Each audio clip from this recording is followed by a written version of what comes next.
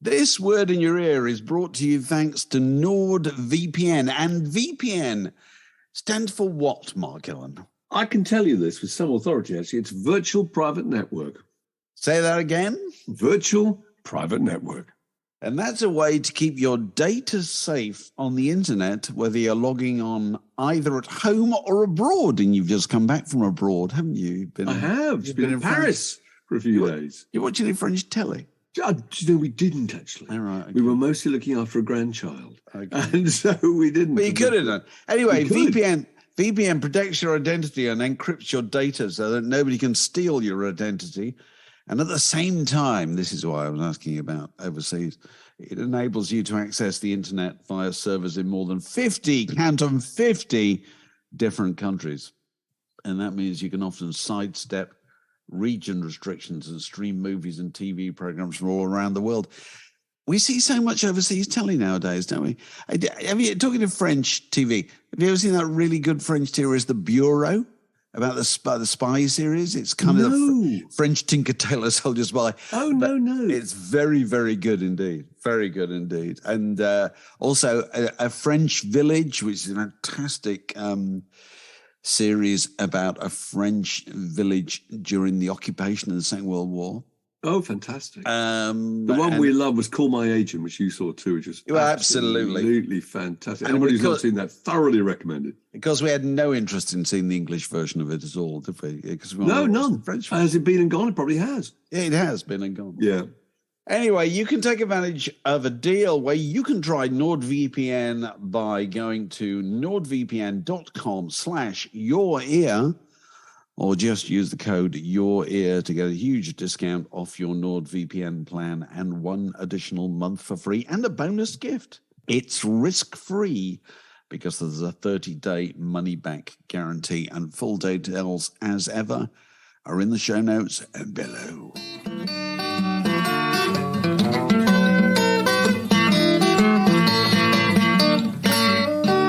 You're listening to a podcast from The Word. So it seems every week nowadays we mark the passing of one iconic rock star. And I think you could certainly say that about David Crosby, couldn't you? God, you could. What a story. You could for a long time as well, you know. Incredible. How long has David Crosby been in your life, Mark Allen? Well, since the late 60s, wasn't it? I mean, I can remember. I remember hitchhiking as a teenager across Europe and meeting Americans who were playing Crosby songs like Wooden Ships and on their guitars, and thinking this is the most magical thing. Because part of the appeal of Crosby back then was the kind of lifestyle of Laurel Canyon and the West Coast, don't you think? Yeah, definitely. That world that they created, you know, that you were so envious, and having never been to America and knowing very little about America, and the only America you saw was through music and films, desperately wanting to go there.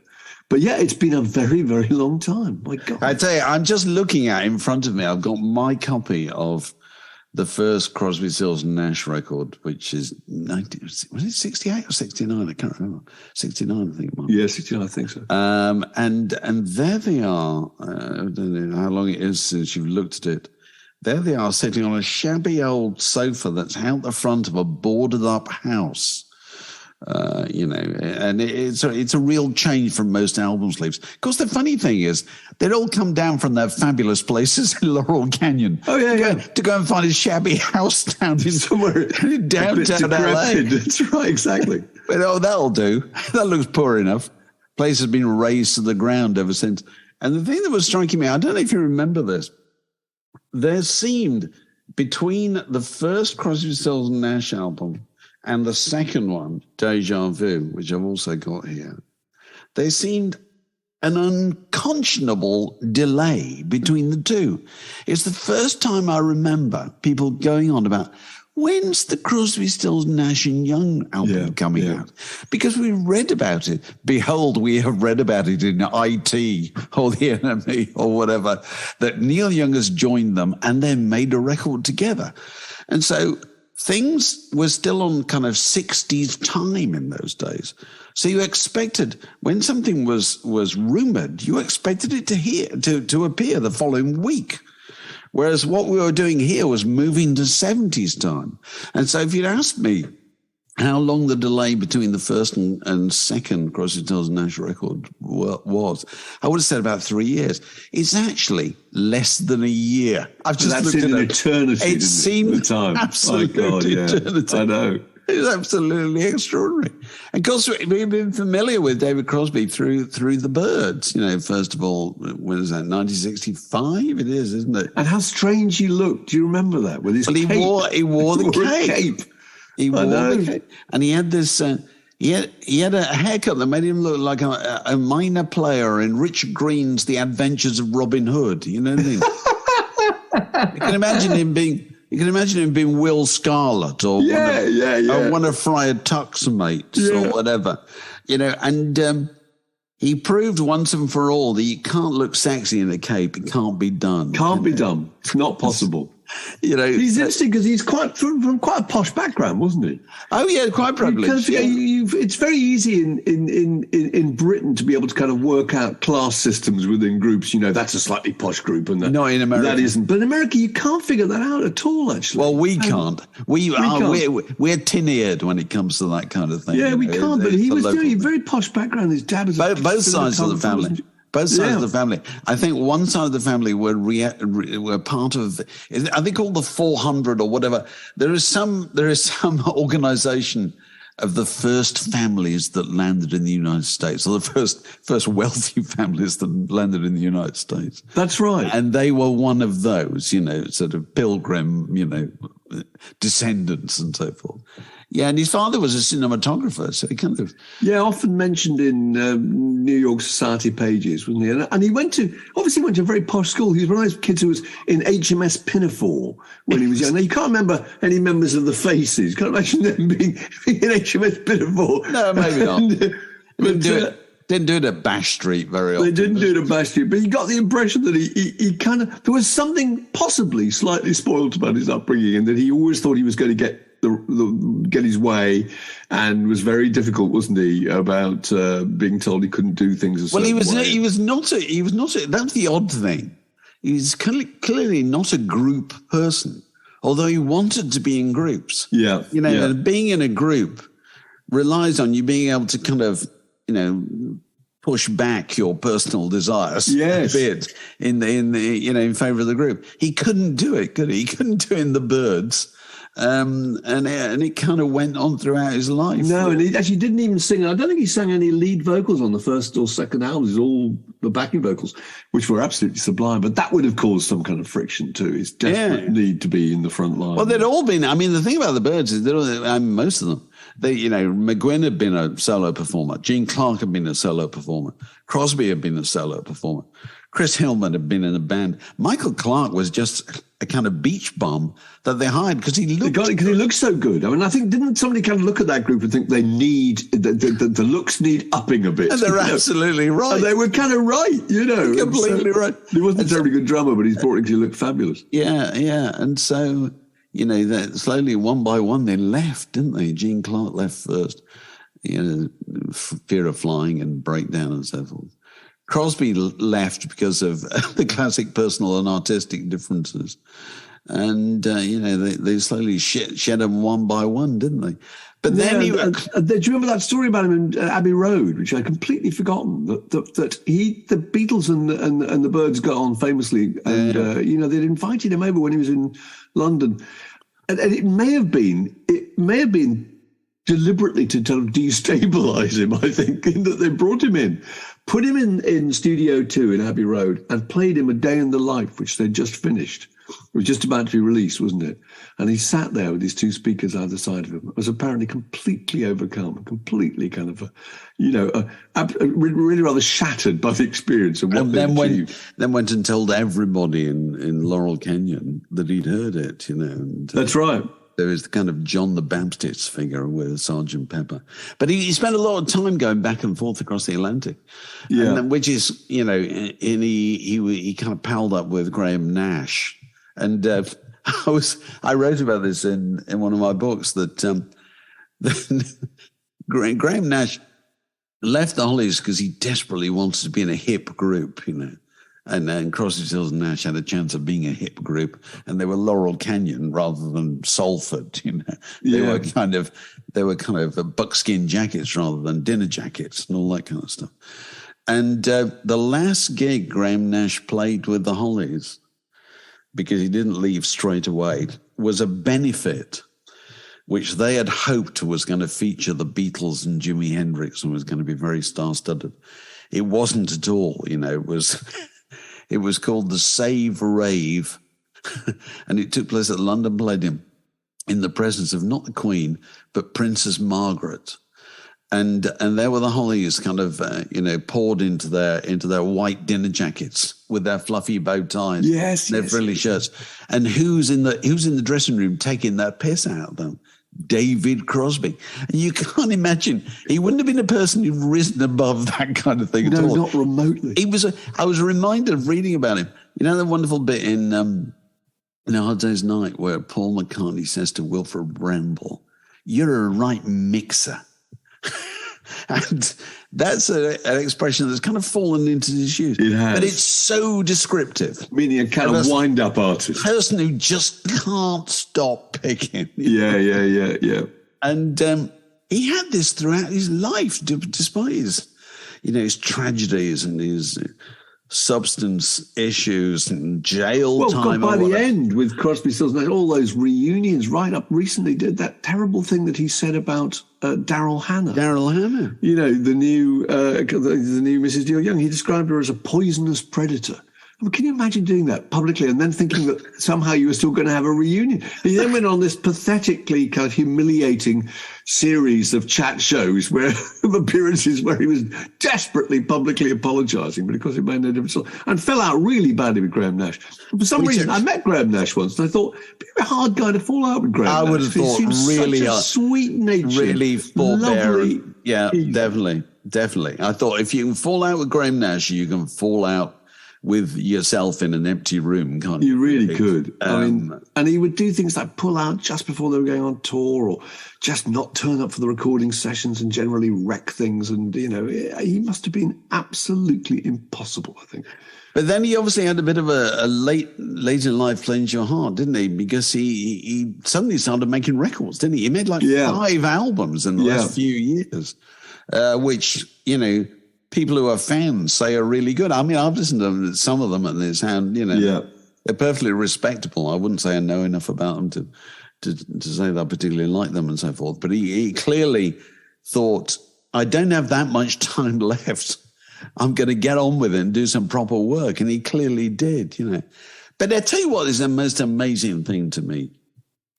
I've been aware of David Crosby since I was probably 14 years old. Okay. He's been there somewhere in the background, just about to crash his car into the back of the scene, or whatever, just appear. Yeah. And, he dies at the age of 81 or 82, I can't remember. Certainly in his 80s. More famous now than ever before. That's the amazing thing to me. None of these guys die unknown any longer, do they? No, they don't. There's just a kind of there's an interest, isn't there? There's a following, and that following just grows over the years, doesn't it? And it's just absolutely extraordinary to see the coverage of David Crosby's death in the papers and on the radio and the TV and so forth, and thinking, if he died just after Woodstock, at the height of Crosby, Stills, Nash and Young, there would not have been this at all. You know what I mean?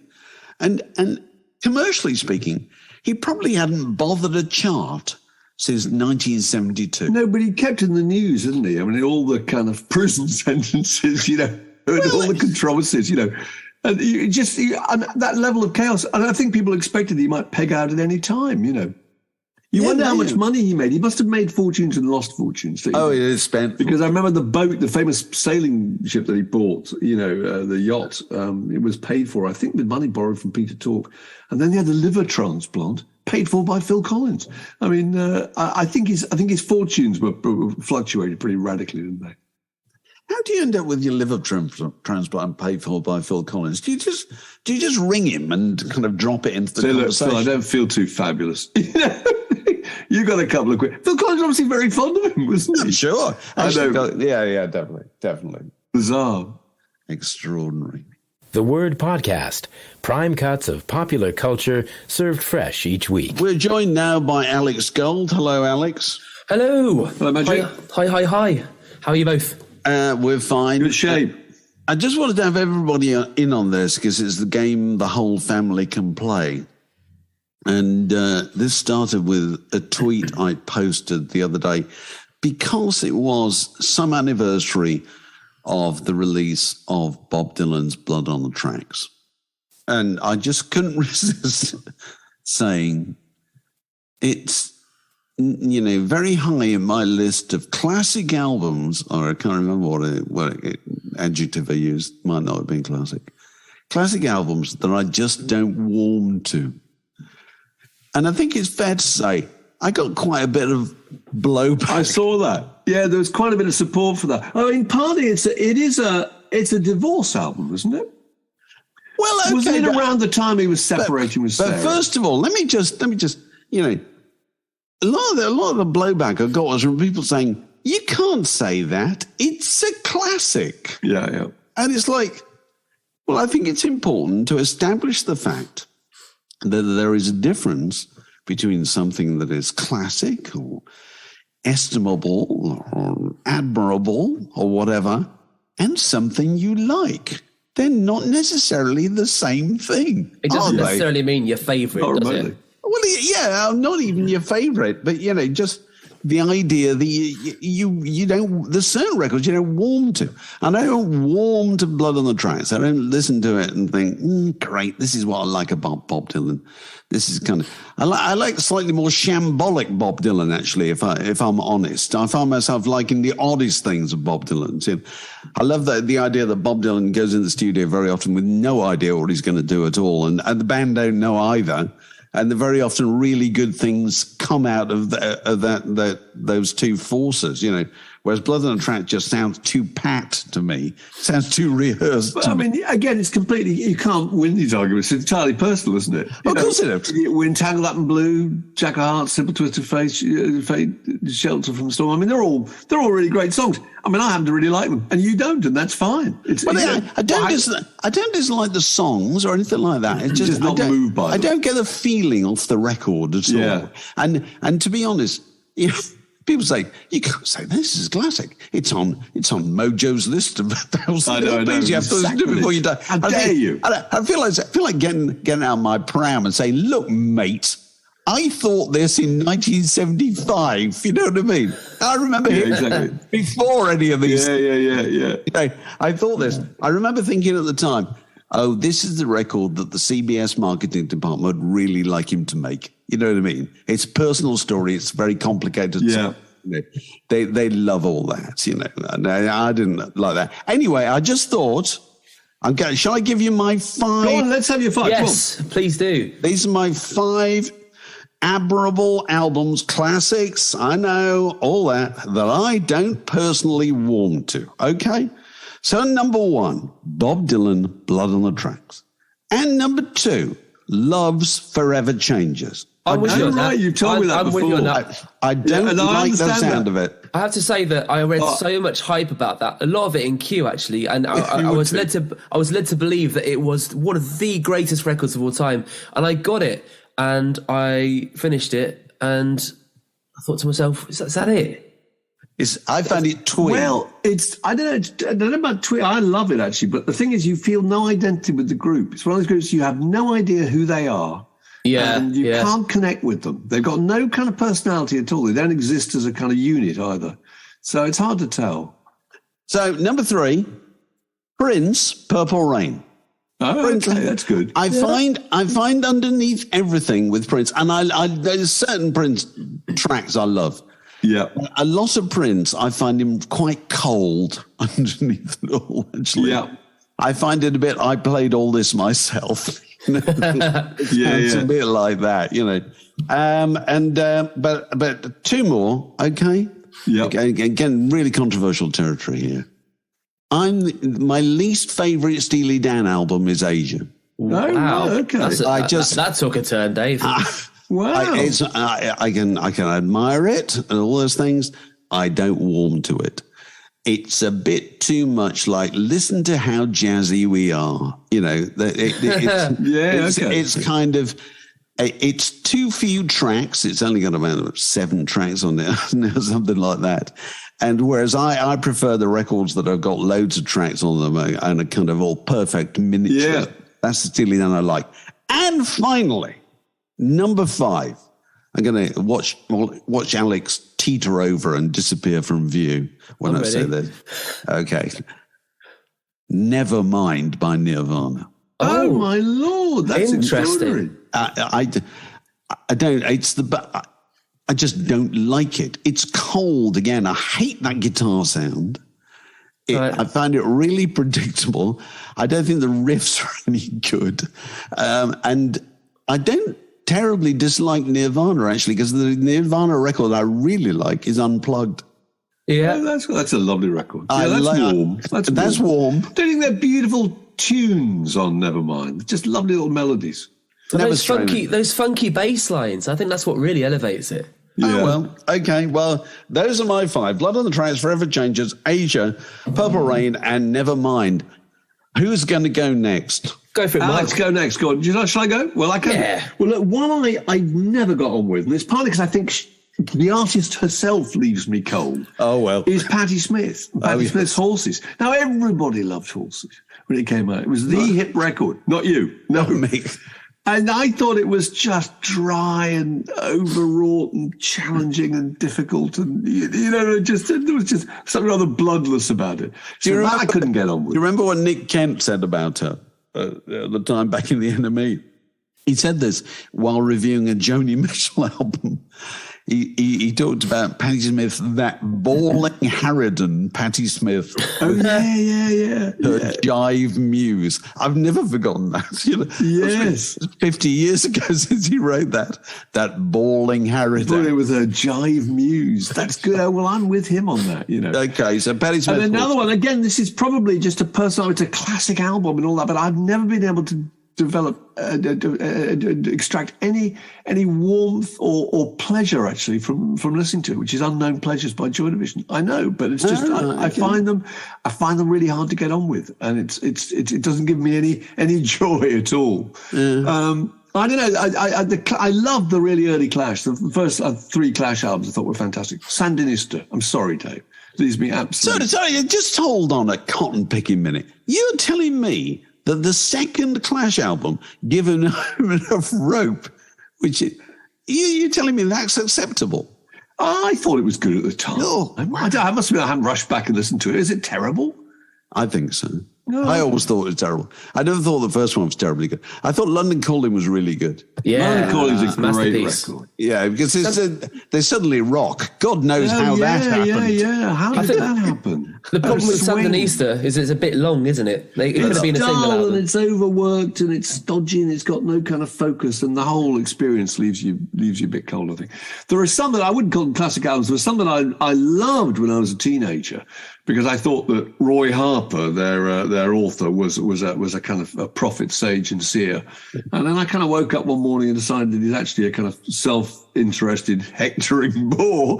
And so I kind of went off. I now don't find any warmth. Yeah, from Storm Clock or Flat Baroque and Berserk. And the early Roxy Music records I couldn't get either, but it took me a while to get those. Now, the one I always found really, really cold were the albums by Cat Stevens. I don't know about you. Yeah, I loved the Cat Stevens, the singles maker, Matthew and Son, and I'm Going to Get Me a Gun and all that kind of stuff. He seemed funny and characterful and slightly flip and amusing. And those records were very, very earnest, I thought. Very earnest and dour and absolutely and utterly without humour. I can't really deal with anybody who doesn't appear to have any sense of humour at all. It's a very good point, generally speaking, about any form of kind of artistic expression. Yeah. Patti Smith, going back to Patti Smith. Patti Smith, have you read Patti Smith's autobiography? I have. Just Kids. Now, it's very good, actually. It's very good. Yeah, it's really good. Except that you read the whole thing, and she's a really good writer. Yeah. And really good kind of memoirist. But then you think to yourself, Did you never at any stage, Patti, find anything funny? No, nothing. Anything that ever happened to you in your life was nothing ever amusing. It's either grim or that serious. Rather suggests one thing: you're not very amusing. No. Because if you haven't noticed the humor around you, you're not a very humorous person yourself. You know, she's one of those people you cannot imagine how little you like to go out and have a drink with her. You know, what would you talk about? You know, well, you'd probably talk about Patti Smith the entire time. Yeah, I'm sure you would. So is that your five? That's pretty much mine. Yeah, okay, yeah. Alex, over to you. All right. This section is called "It's Not You, It's Me." Okay, That's it's good. basically That's good. it's it's records that we recognise the qualities of, but we don't warm to. Over to you, Alex. Yeah. I'm going to go straight in with Sgt. Pepper. Oh, okay. Oh my God, that really is extraordinary. All right, okay. I'm sorry, but it just sounds to me like a great idea in principle that wasn't quite pulled off. What could do better? Yeah. Oh my Lord. I'd say B-, and also with a huge shadow cast over Revolver, which, as we all know, is the greatest album of all time. It just does not compete, I'm afraid. Sgt. Pepper. What are the offenders? Is that Lovely Rita? With and Without You, for sure. Lovely Rita, yeah. Fixing a Hole. I don't know. I mean, being for the benefit of Mr. Kite. Oh, work of absolutely unparalleled genius. I don't know. You see, I think Incredible. if those songs had been written by anybody else, they wouldn't have been held in the esteem they are. But the point is, maybe that's just my own Beatle fatigue. Absolutely, that is the point. It's a personal response. And look, I've never gotten over hearing Sgt. Pepper for the first time at the age of 16 and thinking, my God, this is... You see, maybe that's the problem, because and I it is, first heard and it... that's inside me. It is. Yeah. That's inside me forever. Me too. It reactivates the teenage me totally. It does. Hearing it the first time. And it's the way one follows another. There's the thing that's impressed me about Sgt. Pepper latterly is it's the idea of the sequencing is what makes it work. It's the idea of, you heard that? Now hear this. Yeah. And everything tumbles on top of the one before, you know what I mean?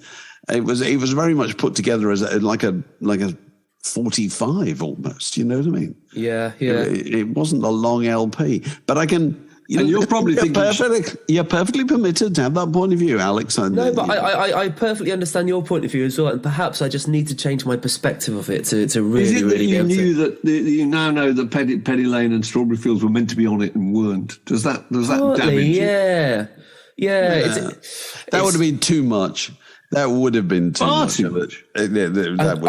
I think if I'd have got to hear it as events were unfolding, I'd have a completely different view. But of course, my entire perspective of the Beatles' era is retrospective, and it's just all, as Dave said before, it's just all there. There's no sense of the dynamic of the when time. it appeared. Yeah. Okay. Yeah, What else you got? What's next? What's next? I'm going to go for Who's Next. Oh, sorry, hold my coat. Yeah. Good grief. Some fantastic moments on there. Barbara O'Reilly, Behind Blue Eyes, Bargain, all that kind of stuff. But to me, the Who's output started to decline as soon as John Entwistle started to grow facial hair. Okay. The early scratchy Who are the Who. Yeah. When they were young, they were lean, they were dynamic. To me, it just sounds like a band getting a bit fat. Okay.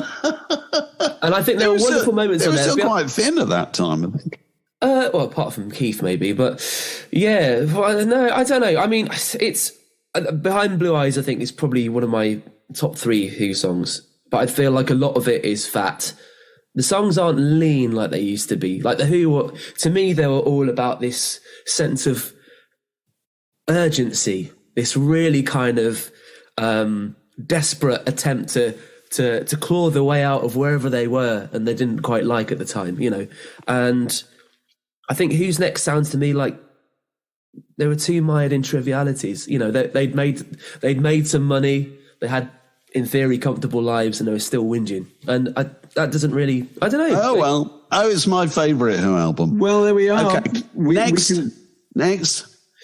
next up is Arctic Monkeys, whatever people say I am. Oh my God. Yes. Actually, that's a good point. They are quite cold, the Arctic Monkeys. Again, no great warmth coming off them. That's true. It seems very cynical, a lot of their stuff. It does. That's very true, actually. I just can't connect with them. They're really good records, though. I mean, I love their records, but I've just got no feeling of warmth. So that's a good one. Yeah, I think they're incredibly competent, and Alex Turner is obviously, a master wordsmith, but I just don't get any warmth from it at all. Yeah. I think the records that really, that really connect with you in your life, they feel like old friends somehow. Arctic and the Monkeys have never felt like friends to me. They've always felt like, cooler than now people you see about town on occasion. Yeah. No, that's fair enough. Okay. The gang you could never join. Yeah. Never particularly wanted to join. Okay, what else you got?